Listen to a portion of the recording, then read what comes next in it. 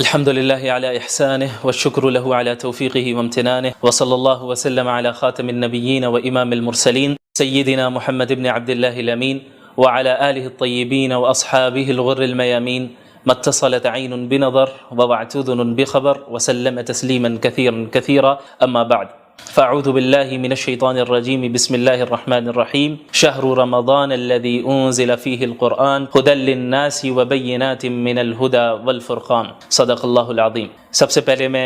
علماء channel team کا شکر گزار ہوں کہ انہوں نے مجھے اپنے اسٹوڈیو میں مدعو کیا تاکہ ایک اہم ٹاپک کے متعلق آپ حضرات کے سامنے مختصر سی گفتگو کر سکوں۔ رمضان مبارک کا جو مہینہ ہے، اس کی جو برکتیں ہیں اور اس کی جو فضیلتیں ہیں، ان سے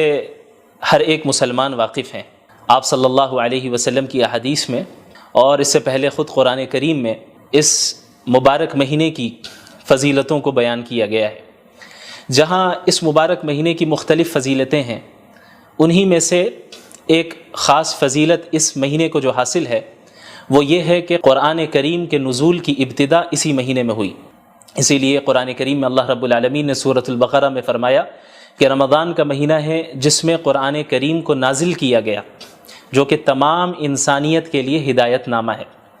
تو ہمیں اس آیت سے معلوم چلا کہ رمضان کے مہینے کا قرآن کریم سے اور قرآن کریم کا رمضان کے مہینے سے ایک گہرا تعلق ہے، ایک گہری نسبت ہے۔ اس نسبت کو سمجھنے کے لیے ہمیں قرآن کریم کے نزول کے مقصد کو سمجھنا ہوگا کہ آخر قرآن کریم کے نزول کی ضرورت ہی کیا تھی، اور اللہ رب العالمین نے اپنے آخری نبی محمد الرسول اللہ صلی اللہ علیہ وسلم پر اس مبارک کلام کو کیوں نازل کیا۔ اس کا جواب بھی قرآن کریم میں ہی موجود ہے۔ اللہ رب العالمین نے فرمایا کتاب انزلناہ الیک مبارک لیدبروا آیاتہ ولیتذکر اولو الالباب، کہ یہ وہ مبارک کتاب ہے جسے ہم نے نازل کیا تاکہ لوگ اس مبارک کتاب میں تدبر کر سکیں، غور و فکر کر سکیں، اور عقل والے اس سے نصیحت حاصل کر سکیں۔ ان ھذا القرآن یہدی للتی ہی اقوم، یقیناً یہ قرآن کریم ایک ایسی کتاب ہے جو بالکل سیدھے راستے کی طرف رہنمائی کرتی ہے اور ہدایت دیتی ہے۔ لہٰذا ہمیں معلوم چلا کہ قرآن کریم کے نزول کا مقصد تمام انسانیت تک ہدایت پہنچانا ہے، اور تمام انسانیت کے لیے ایک ایسا راستہ واضح کرنا ہے جس راستے کو اختیار کر کے ایک بندہ ہمیشہ ہمیش کی جنت میں داخل ہو سکے اور جہنم کے عذاب سے اپنے آپ کو بچا سکے۔ یاد رکھیں کہ اللہ کے نبی صلی اللہ علیہ وسلم تلاوت کلام اللہ اور قرآن کریم کو پڑھنا، اس کا دور کرنا، اسے سمجھنا، اس کی تعلیم دینا تو پورے سال آپ صلی اللہ علیہ وسلم کا یہ معمول تھا، لیکن رمضان المبارک میں مزید اہتمام کے ساتھ آپ صلی اللہ علیہ وسلم اس عمل کو انجام دیتے، یہاں تک کہ حضرت جبریل علیہ السلام ہر سال رمضان کے مہینے میں آپ صلی اللہ علیہ وسلم کے پاس تشریف لاتے اور قرآن کا دور ہوتا، اور آپ صلی اللہ علیہ وسلم کی زندگی کا جو آخری رمضان تھا، اس میں حضرت جبریل علیہ السلام کے ساتھ اللہ کے نبی صلی اللہ علیہ وسلم نے 2 مرتبہ قرآن کریم کا دور کیا۔ تو قرآن کریم کا نزول اسے پڑھنے، سمجھنے اور اس سے ہدایت حاصل کرنے کے لیے ہوا ہے، اور کسی بھی کتاب سے فائدہ اسی وقت ہم حاصل کر سکتے ہیں، خصوصاً قرآن کریم سے ہدایت ہم اسی وقت حاصل کر سکتے ہیں کہ جب ہم قرآن کریم کو سمجھیں، قرآن کریم کو پڑھیں، سمجھیں، صرف تلاوت تک ہی ہم اکتفا نہ کریں۔ اسی لیے اللہ تعالیٰ نے انبیاء علیہ الصلاۃ والسلام، خصوصاً محمد الرسول اللہ صلی اللہ علیہ وسلم کے متعلق سورۃ الفرقان میں یہ بات بھی اللہ رب العالمین نے بیان فرمائی کہ وقال الرسول یا رب ان قوم اتخذوا هذا القرآن مہجورا۔ اللہ کے نبی صلی اللہ علیہ وسلم قیامت کے دن شکایت کریں گے اللہ رب العالمین سے کہ یا اللہ، اے میرے رب، میری قوم نے قرآن کریم کو چھوڑ دیا۔ ظاہر ہے کہ کوئی بھی مسلمان یہ نہیں چاہے گا کہ اللہ کے نبی صلی اللہ علیہ وسلم اس کے متعلق اللہ رب العالمین سے شکایت کرے۔ لہٰذا ہر مسلمان پر لازم ہے کہ قرآن کریم کے جو حقوق ہیں ان حقوق کی ادائیگی کرے۔ وہ حقوق کیا ہیں؟ مختصراً میں بیان کر دوں کہ علماء کرام نے قرآن کریم کے تقریباً 6 حقوق بیان کیے ہیں۔ سب سے پہلا حق تو یہ ہے کہ پورے قرآن کریم پر ایمان لانا کہ اللہ رب العالمین نے اس کلام کو نازل کیا ہے، اس کے الفاظ بھی اللہ کے ہیں، اس کے معنی بھی اللہ کے ہیں، اور اس میں کسی بشر کے کلام کا کوئی دخل نہیں، کسی مخلوق کے کلام کا کوئی دخل نہیں۔ سورۃ الفاتحہ سے لے کے سورۃ الناس تک ایک ایک آیت بلکہ ایک ایک حرف اللہ رب العالمین کی جانب سے نازل کردہ ہے، اور اس کی اتباع کرنا قیامت تک کے لوگوں کے لیے واجب ہے، ضروری ہے، اور اس سے انحراف اختیار کر کے کوئی بھی شخص کامیابی حاصل نہیں کر سکتا۔ قرآن کریم کا دوسرا حق ہے اس کی تعظیم کرنا، کہ چونکہ یہ ایک مقدس کتاب ہے، یہ اللہ کا کلام ہے، یہ کسی عام انسان کا کلام نہیں ہے، کسی مخلوق کا کلام نہیں ہے، یہ اللہ رب العالمین کے ڈیوائن ورڈز ہیں، یہ اللہ رب العالمین کے الفاظ ہیں، اس کے معنی ہیں، اور اس کی طرف سے نازل کردہ کلام ہے۔ لہٰذا اس کلام کی اس طرح تعظیم کی جائے جس طرح تعظیم کرنا رسول اللہ صلی اللہ علیہ وسلم نے ہمیں سکھایا ہے۔ اسی طرح قرآن کریم کا جو تیسرا حق ہے وہ قرآن کریم کی تلاوت کرنا ہے، چاہے قرآنی آیتوں کا مطلب سمجھ میں آ رہا ہو یا نہ آ رہا ہو، یہ ایک مستقل عبادت ہے، اور یہ ایک مستقل قرآن کریم کا حق ہے کہ ہم قرآن کریم کی تلاوت کریں۔ جیسا کہ قرآن کریم میں اللہ رب العالمین نے انبیاء علیہم الصلاۃ والسلام کی بعثت کے مقاصد کا ذکر کیا، رسول اللہ صلی اللہ علیہ وسلم کی بعثت کے مقاصد کا ذکر کیا، تو وہاں پہ اللہ کے نبی صلی اللہ علیہ وسلم کے متعلق اللہ نے فرمایا یتلو علیہم آیاتی، کہ وہ قرآن کریم کی آیتوں کو تلاوت کر کے سناتے ہیں، اس کی تعلیم بھی دیتے ہیں اور اس کی تلاوت بھی کرتے ہیں۔ تو تعلیم کو الگ ذکر کیا گیا اور تلاوت کو الگ سے ذکر کیا گیا، جس سے معلوم چلتا ہے کہ قرآن کریم کی تلاوت کرنا، چاہے وہ سمجھ میں آئے یا نہ آئے، یہ ایک مستقل عبادت اور یہ قرآن کریم کا ایک مستقل حق ہے۔ اسی طریقے سے قرآن کریم کا جو چوتھا حق ہے اور بہت اہم حق ہے وہ ہے قرآن کریم کو سمجھنا، کیونکہ قرآن کریم کا نزول محض تلاوت کے لیے نہیں ہوا، قرآن کریم کا نزول محض رقیہ کرنے کے لیے نہیں ہوا، قرآن کریم کا جو نزول ہوا ہے وہ اس میں تدبر کرنے کے لیے ہوا ہے، جیسا کہ اللہ نے فرمایا کتاب انزلناہ الیک مبارک لیدبروا آیاتہ، کہ ہم نے اس مبارک کتاب کو آپ پر نازل ہی اس لیے کیا ہے تاکہ لوگ اس میں تدبر کریں، غور و فکر کریں۔ لہٰذا یہ ہر مسلمان کی ذمہ داری ہے کہ اپنے رب کے کلام کو سمجھیں، سیکھیں، اور خصوصاً رمضان المبارک میں قرآن کو پڑھنے، اس کی تلاوت کرنے اور اس کو سمجھنے کا اہتمام کریں، کثرت کے ساتھ کریں، چونکہ اس مہینے کا قرآن کریم سے بڑا گہرا تعلق ہے۔ اسی طرح قرآن کریم کا جو چوتھا حق ہے وہ ہے قرآن کریم پر عمل کرنا، چونکہ دین اسلام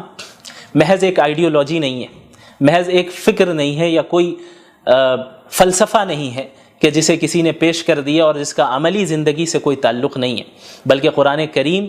ایک پریکٹیکل زندگی گزارنے کی ہدایت کرتا ہے اور اس میں رہنمائی کرتا ہے کہ ایک مسلمان اپنی زندگی کو کس طرح گزارے، ایک انسان اپنی جلوت کو اور اپنی خلوت کو کس طرح گزارے، پبلک لائف اور پرائیویٹ لائف میں کس طرح لوگوں کے ساتھ معاملات کریں، اس کا اللہ کے ساتھ کس طرح تعلق ہو، اس کا اپنے نفس کے ساتھ کس طرح تعلق ہو، ان ساری چیزوں کے متعلق قرآن کریم رہنمائی کرتا ہے۔ لہٰذا یہ ضروری ہے کہ ہم قرآن کے اس پانچویں حق کو بھی ادا کریں، جو کہ ہے قرآن کریم پر عمل کرنا، قرآن کریم پر عمل کرنا۔ اور جب ایک انسان قرآن کریم پر عمل کرے گا، اسی کے متعلق اللہ رب العالمین نے کامیابی اور نعمتوں کا وعدہ کیا ہے، جیسا کہ کئی جگہ آپ کو قرآن کریم میں اس کا ذکر ملے گا، ان الذین آمنوا وعملوا الصالحات، الذین آمنوا وعملوا الصالحات، جنہوں نے ایمان لایا اور جنہوں نے نیک اعمال کیے، یعنی قرآن کریم پر عمل کیا۔ لہٰذا عمل کرنا یہ قرآن کریم کا پانچواں حق ہے اور بہت اہم حق ہے۔ اسی طرح قرآن کریم کا جو چھٹا حق ہے جو کہ علماء کرام نے بیان کیا ہے، اور یہ بھی بہت اہم ہے، ان حقوق میں سے ہر ایک حق اپنی جگہ پہ اہمیت کا حامل ہے اور ان سب کو ادا کرنا ضروری ہے۔ جو چھٹا حق ہے قرآن کریم کا وہ ہے اس قرآن کریم کی تبلیغ کرنا۔ یا ایھا الرسول بلغ ما انزل الیک من ربک، یہ حکم سب سے پہلے اللہ رب العالمین نے محمد الرسول اللہ صلی اللہ علیہ وسلم کو دیا، اور محمد الرسول اللہ صلی اللہ علیہ وسلم کے واسطے سے تمام امت مسلمہ کو دیا۔ اللہ رب العالمین نے فرمایا کہ اے رسول، آپ کے رب کی طرف سے جو کچھ آپ پر نازل ہو رہا ہے اس کی تبلیغ کریں، اسے دوسروں تک پہنچائے، کیونکہ دین اسلام محض کوئی نسلی مذہب نہیں ہے، جس طرح یہودیت ہے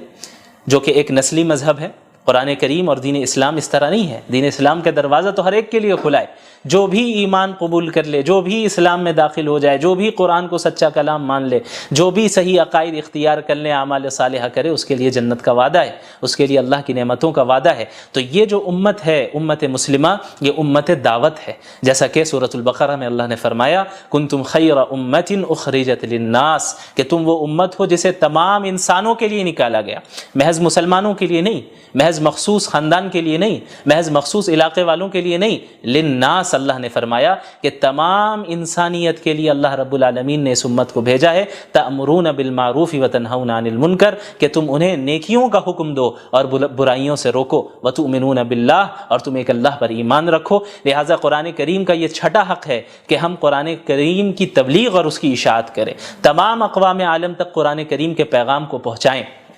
اور اس فریضے کو ادا کریں جو فریضہ اللہ کے نبی صلی اللہ علیہ وسلم کو اللہ تعالیٰ نے دیا، اور اللہ تعالیٰ کے نبی صلی اللہ علیہ وسلم نے خصوصاً حجۃ الوداع کے موقع پہ امت مسلمہ کو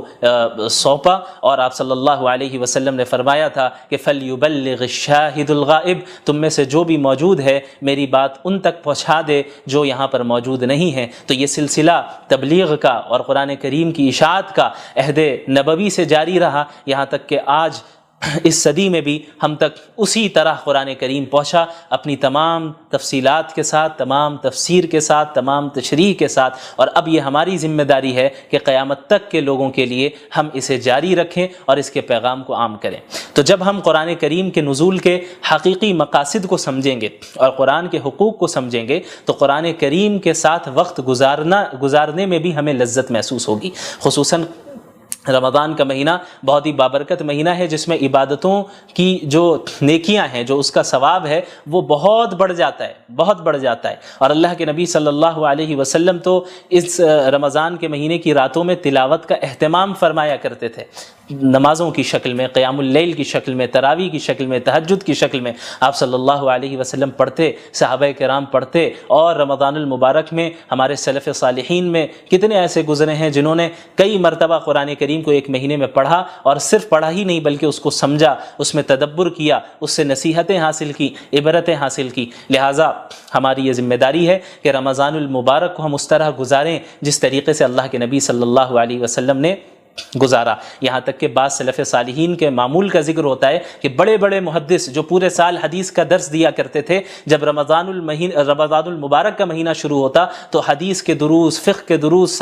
ساری چیزوں کو موقوف کر دیتے اور مکمل طور پہ اپنے آپ کو قرآن کریم کے درس، قرآن کریم کی تدریس کے ساتھ مشغول کر دیا کرتے ہیں. اس کو پڑھنے اور اس کو پڑھانے میں اپنے آپ کو مصروف رکھتے کہ چونکہ اس مبارک مہینے کا قرآن کریم سے بڑا گہرا تعلق ہے، لہٰذا اس مبارک مہینے میں ہم زیادہ سے زیادہ قرآن کریم کے ساتھ ہی وقت گزاریں گے. اللہ رب العالمین ہم سب کو ان باتوں پر عمل کرنے کی توفیق عطا فرمائے. وآخر دعوانا الحمد للہ رب العالمین، والسلام علیکم ورحمۃ اللہ وبرکاتہ.